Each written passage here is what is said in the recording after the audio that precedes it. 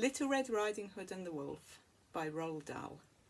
As soon as Wolf began to feel that he would like a decent meal, he went and knocked on Grandma's door.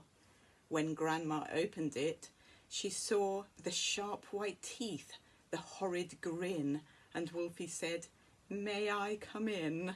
Poor Grandmama was terrified. "He's going to eat me up," she cried, and she was absolutely right. He ate her up in one big bite. But Grandmama was small and tough, and Wolfie wailed, "That's not enough. I haven't yet begun to feel that I have had a decent meal." He ran around the kitchen, yelping, "I've got to have a second helping," then added with a frightful leer, "I'm therefore going to wait right here till little Miss Red Riding Hood comes home from walking in the wood." He quickly put on Grandma's clothes. Of course he hadn't eaten those. He dressed himself in coat and hat. He put on shoes, and after that he even brushed and curled his hair, then sat himself in Grandma's chair. In came the little girl in red. She stopped, she stared, and then she said, "What great big ears you have, Grandma."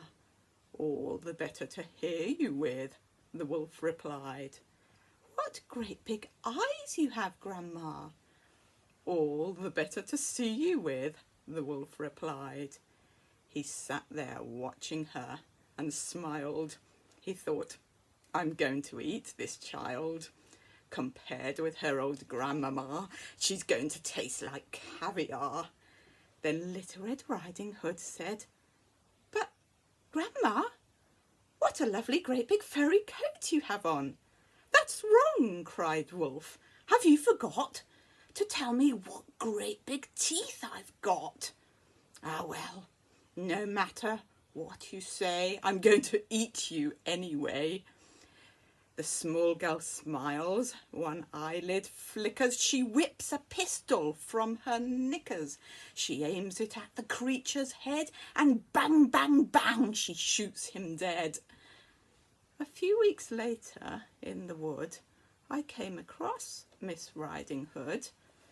But what a change! No cloak of red, no silly hood upon her head. She said, "Hello, and please do note my lovely furry wolfskin coat."